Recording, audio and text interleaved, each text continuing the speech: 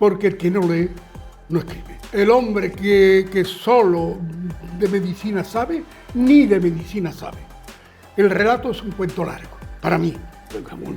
Un dibujo fatal, vamos. Pero tú cogiste la idea, no sé dónde la has mandado, quién lo ha hecho, pero es exactamente lo que yo quería. En una calle de los Palacios de Villafranca, muy cercana a Arcacino, donde nos encontramos, en un pueblo marismeño, en un pueblo de raíces profundas, un pueblo sevillano, nació hace ya unos años Antonio Rincón. También muy cerca de aquí encontraste, Antonio, tu pasión literaria entre ecos de la marisma y ecos de los grandes autores de las letras, ¿no? Tolstoy, Chekhov, García Márquez. Antonio es médico pediatra de formación, pero narrador por destino. Has conjugado a lo largo de tu vida, sobre todo en las últimas décadas, tu pasión y la precisión de la ciencia y la precisión de las letras, de la palabra. Ahora nos trae El cascabel de la serpiente, tu segundo libro con Ediciones Pagea, un nuevo libro de cuentos donde presenta un caleidoscopio de historias que exploran el alma humana, desde el amor más puro hasta la oscuridad, o sea, la obsesión más oscura, ¿no? Las obsesiones más oscuras de muchos de los personajes que aparecen en tu libro. Hoy vamos a conversar sobre tu trayectoria, influencia, tu experiencia de publicación y los secretos de este cascabel de la serpiente. Esto es una impresión personal y creo que el libro, los cuentos, guardan un universo dentro de ellos, ¿no? Como cada palabra tuya, cada historia que me cuentas y que cuentas a los lectores.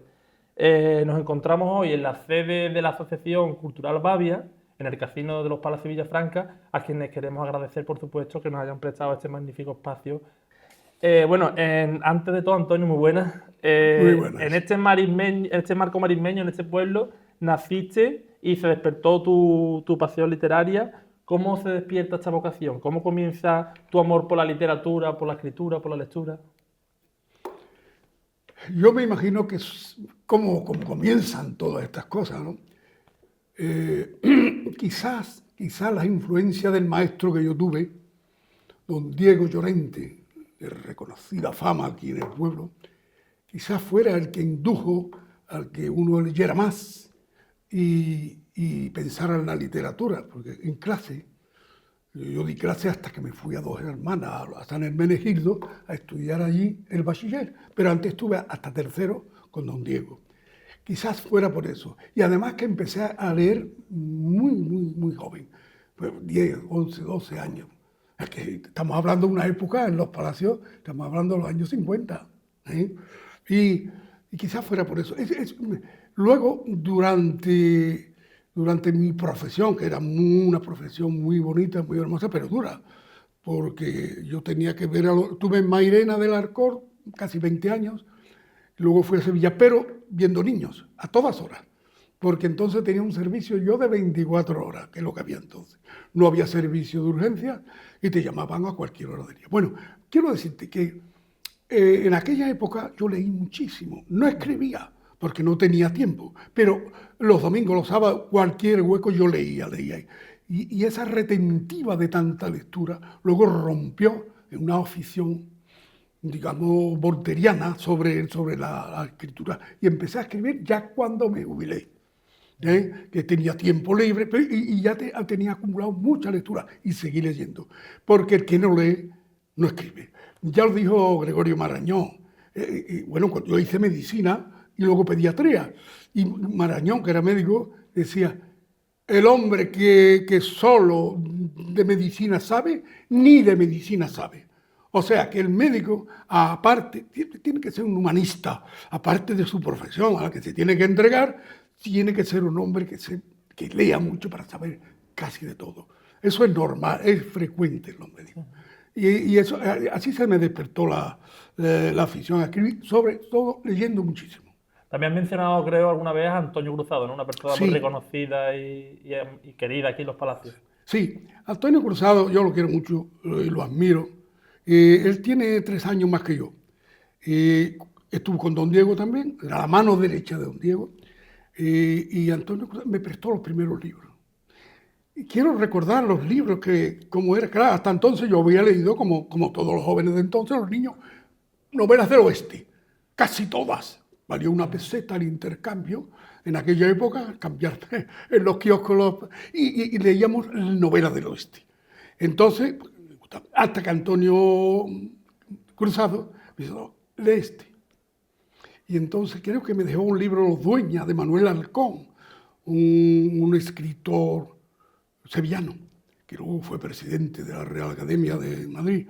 Y ahí empezaron las cosas. Ir a más, Los Dueñas, Delibes, por ejemplo, obra de Delibes, Camino. Él fue el primero, porque no tenía yo economía para comprar esos libros. Luego ya sí, pero al principio él me dejó varios libros y yo los leí con mucha ganas, mucho ímpetu. Y luego había una editorial catalana que editaba libros a unos precios irrisorios, que venía fenomenal para los estudiantes, que tú sabes que el estudiante que tiene dinero ese ni es estudiante ni nada. El estudiante es el que está frito, no tiene un duro. Y claro, esta editorial, pues, por 5 duros, los premios Planetas primero, te los entregaba por 5 duros. Era una ganga. Y ahí empecé yo a coleccionar libros que me acuerdo ahora mismo que se llamaba, la editorial era de Barcelona, no me acuerdo muy bien, pero vamos, que tengo muchos libros de esta, y ahí empezamos, hasta ahora. Vamos a hablar desde los orígenes, que ya Sí. hemos comenzado hasta el último libro, que es El Cabe de la Serpiente, pero antes de entrar, hablamos siempre de cuentos, ¿no? El Cuentos Pendientes, que era tu anterior obra con Ediciones Pagés, ahora El Cascabel de la Serpiente, cuentos. ¿Cuentos o relatos? Bueno, ahí hay una dicotomía, una discusión. Yo creo que el relato es un cuento largo, para mí, y el cuento es más corto. Sí. Un relato puede tener 50 páginas, 40 páginas, puede ser también de 20 o de 10, y el cuento normalmente suele tener menos de una docena de páginas, normalmente. El relato es más largo, pero es lo mismo. O sea, la diferenciación en calidad literaria o en expresividad, ahí no hay diferencia. Sí. Solo en el tamaño, pienso yo. Te lo pregunto porque creo que los lectores que lean los cuentos muchas veces van a ver tu parte más narrativa, pero creo que en los prólogos de todos los libros hay un estudio crítico del cuento, ¿no? Como género literario. Claro. Y aunque tú has escrito libros de diversas índoles, desde otras aficiones tuyas como el flamenco, incluso parte de tus memorias, ¿no? o historias que tú has vivido, Y del pueblo. y de nuestro pueblo, de los Palacios de Villafranca, en estos últimos dos has tratado el cuento. ¿Por qué te dio por este género literario?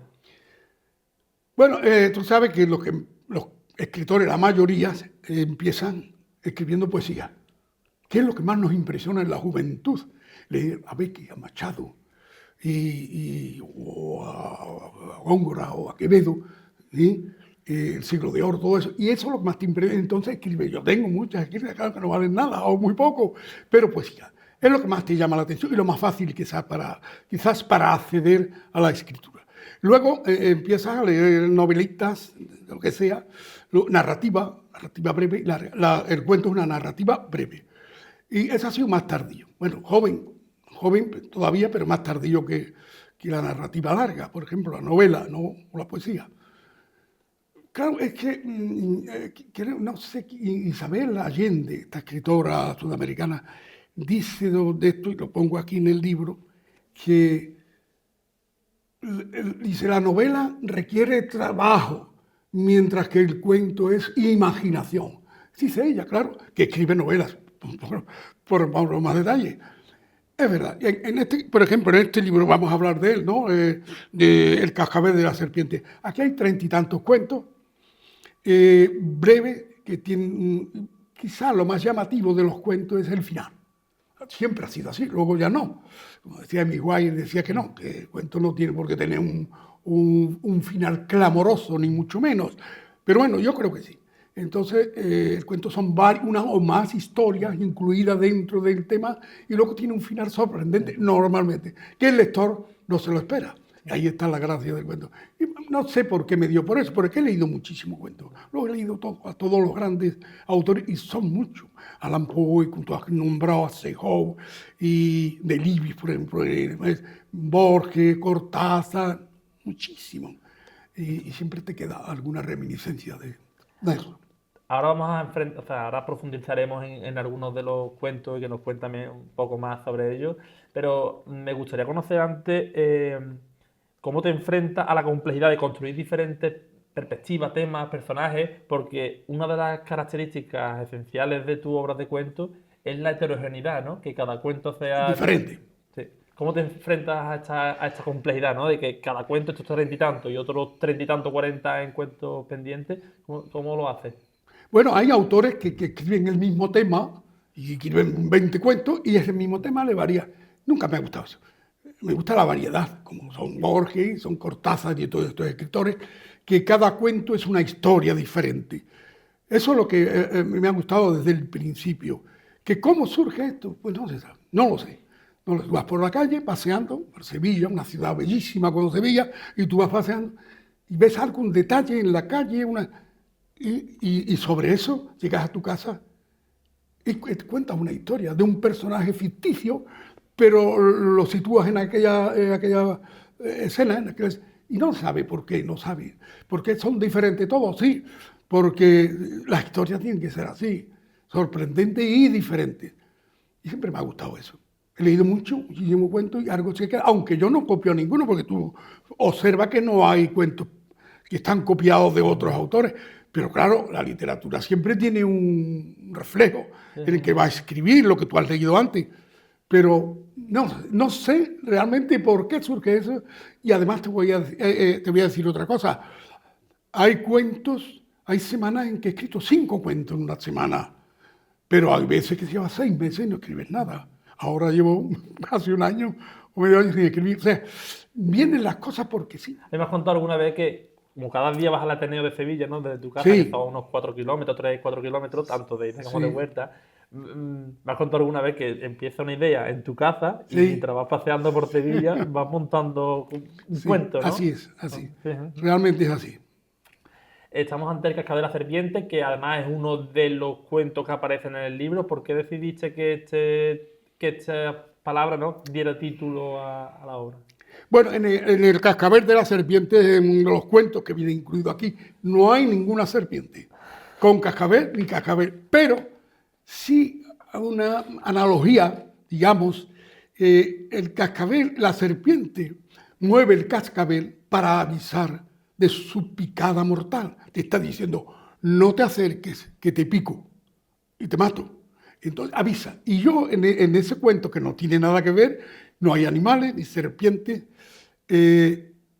no lo voy a relatar aquí, un aparato minúsculo electrónico que actúa como el cascabel. Está pitando. No lo voy a relatar. Ese aparatito electrónico hace las veces de cascabel. No va a matar a nadie, no va a picar a nadie, pero te está avisando de algo que ha ocurrido o que va a ocurrir. Por eso le puse este título. Y en cuanto a ponerlo como título, lo que me gusta es un poquito impresionante, ¿no? Llamativo, ¿no? Y por eso. Y además se ve reflejado en la portada, ¿no? ¿Qué importancia tiene para ti la portada? Muchísima. ¿Y cómo elegiste esta...? Muchísima. No, importancia no, la culpa la tienes tú. Tú tienes la culpa de haber sacado una portada tan maravillosa, porque yo di una idea, dibujé algo, una serpiente muy mal dibujada, y con un libro, abrazando un libro, y que el cascabel primer plano. Esa idea te la di a ti, te la dibujé muy mal dibujada, pero tú la captaste. Desde esa serpiente en aquel papel, ¿dónde era? Era en una cafetería, ¿no? En una churrería. Sí, allí tomando café, en un papel, con bolígrafo. Yo di un dibujo fatal, vamos. Pero tú cogiste la idea, no sé dónde la has mandado, quién lo ha hecho, pero es exactamente lo que yo quería. El color de la portada, el brillo además, maravilloso, estupendo, mejor imposible. Bueno, Antonio, además de la portada, ¿qué es lo que destacas de la edición de este libro? Bueno, destaco la paginación perfecta y la letra. Es importante que los editores cuidéis mucho ese tema, aunque cuesta un poco más, aunque tenga más páginas, pero todo el mundo no tiene la vista juvenil, ya la vista cansada, y lo pueden leer personas mayores, que no le cueste trabajo leer el texto. Y diáfano, se lee muy bien. Yo lo encuentro maravilloso, de verdad, no lo encuentro en ninguna pega el libro. Tengo muchos libros publicados, tengo 9 libros escritos hasta ahora, y yo creo que ha sido el mejor en cuanto a cuadernación, paginación y todo, y peso, ¿no? Y portada. Muchas gracias. E hilando con esto, y para profundizar ya en algunos de los cuentos, en El ingenio fingido, precisamente, muestran la relación entre un autor y un editor. ¿Es una crítica al mundo editorial, de esta editorial? No, no, más bien es lo contrario, Claro. al que quiere ser escritor y no escribe nada Sí, que merezca la pena, ¿no? Más bien es sí, eso. Lo que pasa, claro, que en este caso, este personaje, el editor es un poco ridículo y un poco... Pero es él, este hombre que no escribe nada y se imagina que es un Cervantes, no sé, y entonces se va un palo tremendo, ¿no? Y es todo imaginado. Bueno, tampoco lo vamos a contar. En el final está la clave. ahí está. Y aunque decimos que cada cuento es un mundo, es verdad Sí, que hay temas que se pueden, digamos, conectar, por ejemplo, el del idealismo, ¿no? También del mundo editorial y de algunos efectivamente. autores. Lo vemos también en Marina, ¿no? Que aborda un amor juvenil. Sí, ¿Cómo, quiero decir, cómo se refleja en tu libro este idealismo de amor juvenil con lo que finalmente son las relaciones humanas y la complejidad que tiene? pues tú lo has dicho, es muy complejo, muy complejo. El amor puro, puro, puro, si existe, existe poco, en poca gente. Siempre hay problemas. Puro, pero puede haber injerencia de otras cosas, como puede ser el poder, el dinero.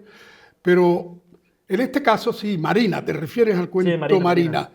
Bueno, es un amor juvenil, estamos hablando de una época, los años 50, 60, y una chica, un chico que se enamora y hay una pelea por medio ahí. Yo aquí reconozco la influencia de Vargas Llosa, don Mario Vargas Llosa, que es un autor de mis preferencias, lo he leído todo lo que tiene escrito, son 25 o 30 novelas que tiene escritas. Lo he leído. Siempre me ha maravillado este hombre como escribe el peruano este. Y quizás él tiene algo parecido, no se llama Marina, es otra cosa, pero sí me descubrió lo que puede ser un amor desinteresado de gente muy joven, tanto él como ella, y me indujo a escribir esto y al final en la playa, cómo termina en la playa una pelea entre dos enamorados, en fin. Sí, Tampoco te lo voy a contar, el que quiera saberlo tiene que leerlo el sí. libro. En tu obra hemos hablado que hay luces y sombras, quizás más sombras que luces en muchos de los cuentos. Uno se ve precisamente en la Odisea del Selene. La Odisea del Selene, un pescador deportivo, de pesca deportiva, que puedes verte reflejado, se enfrenta a una situación sorprendente, inesperada y además peligrosa, ¿no? En este cuento encontramos una simple lucha por sobrevivir o también hay una lucha de valores, ¿no? De un Sí, pescador deportivo ante lo que se enfrenta, ¿no? sí, ¿Qué hay? claro. Es simplemente que él quiere sobrevivir, quiere llegar hasta su destino y ya está? ¿O también podemos ver una lucha de valores entre dos mundos? Hay de todo. Es pescador, antes que nada, un aficionado a la pesca, pero no profesional, deportiva. Y claro, sueña con grandes pescatas de peces grandes y se va solo, se lo deja 40, 50, 60 millas de la costa, un buen barco, y claro, el tema es, yo soy pescador, he tenido un barco más de 20 años en Mazagón, yo iba a pescar, no tan lejos, pero yo pescaba no tantas piezas tan grandes tampoco, pero bueno, pescaba algo, me divertía. Y a mí no me ha pasado nada de eso, pero yo pensé, ¿qué ocurriría si este muchacho que va a pescar tranquilamente, solo, y se encuentra con este caso que relatamos en eso? Entonces, una pareja que viaja en un barco, está averiado, y él se acerca para ayudarle con toda la buena fe. Y eso no se puede hacer. Eso no se puede hacer. Cuando tú te acercas a un barco a una distancia prudencial. Si hay un problema, llama a la Guardia Civil y ya está. Pero no, porque nunca sabe lo que te puede pasar, como le pasa a este. Ahí hay una novela, ¿eh? Son casos, y al final, bueno, termina casi bien. Bien. Sí, porque la muerte ronda a los personajes de este cuento, sobre todo a este chico que tiene un barco de pesca y que es asaltado por Sí, unos piratas modernos de la droga. En fin, no quiero decir más, y tiene un final te lo destripamos. apoteósico. Claro. Te iba a preguntar también por eso, ¿no? Porque ¿qué te gustaría o qué espera que se lleve el lector de Cascabel de la Serpiente una vez que lo lea? Y es lo que hemos comentado, ¿no?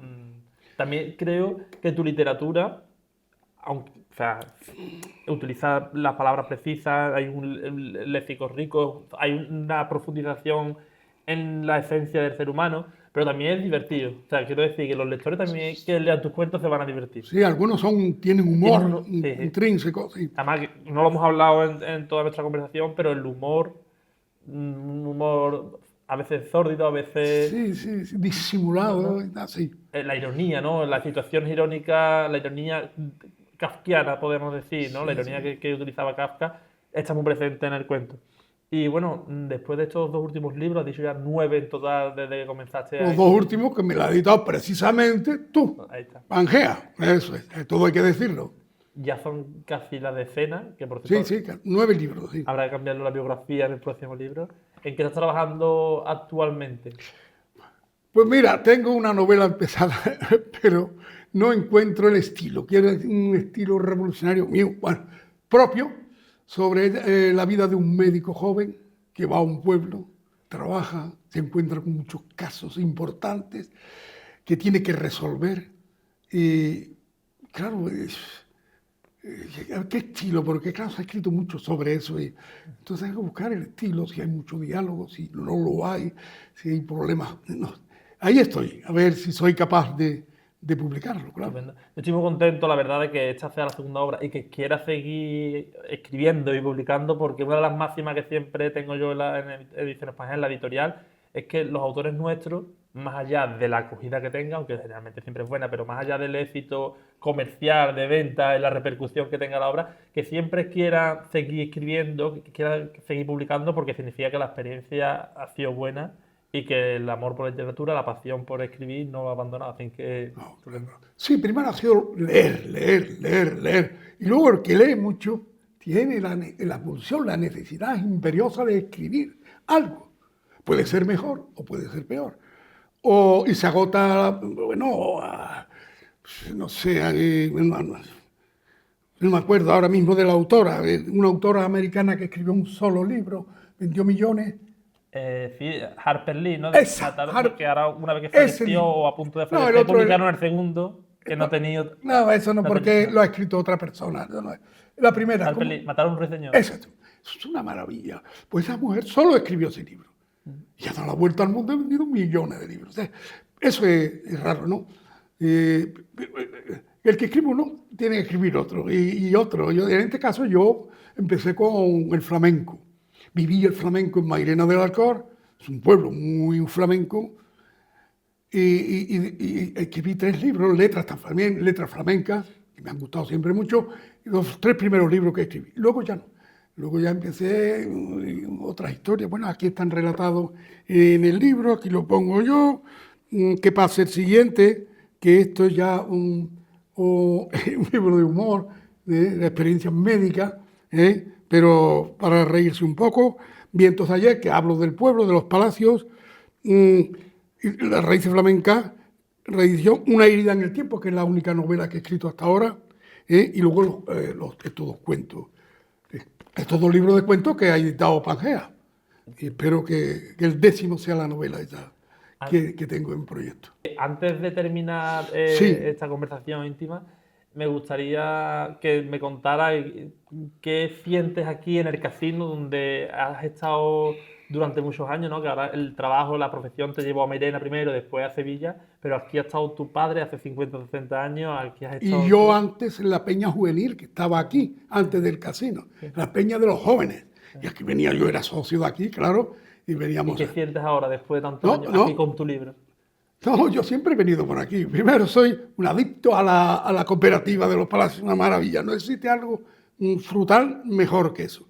Y vengo 2 veces al mes aproximadamente. Veo a mis hermanos, tengo 4 hermanos, que los conoceréis la mayoría, son famosos aquí. Joaquín Rincón, Paco Rincón, José Rincón, Manuel Rincón.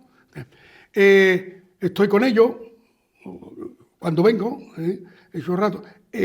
Tomo café aquí en el pueblo de Emilio Gaviria y otros amigos que tengo. Aquí, eso es un hijo de aquí, indomable de los palacios de Villafranca. Aquí he vivido toda mi juventud. Primero los años de vida, los primeros años, luego la adolescencia, la juventud. Claro, por azares de la vida tienes que buscarte un trabajo y este fue... Pero Mairena del Alcor, pero yo he venido muchísimas veces aquí. No me he separado, no, que mis hermanos están aquí y mi familia, que además la familia de Rincón, una de las familias más numerosas quizás, ese apellido aquí en Los Palacios, los Rincón, mucho. Y hay un apellido que a mí no existe en ninguna parte del mundo, tú no te has dado cuenta de eso. Vejines. Ese apellido no existe, búscalo. No existe en ningún sitio, solo en Los Palacios y Villafranca. Pues Vejines, otro, y Rincón. Y nada más, y vengo con muchísima frecuencia, muchísimo gusto a la cooperativa, paseo por la plaza, en fin, saludo a los amigos, que ya van quedando pocos, por la edad que tiene uno, ya quedan pocos de tu época. En fin, que es una satisfacción venir por aquí y pasear por el pueblo. Que está muy cambiado, claro. Me alegro muchísimo. Nada, muchas gracias, Antonio. Nada, a ti, a vosotros.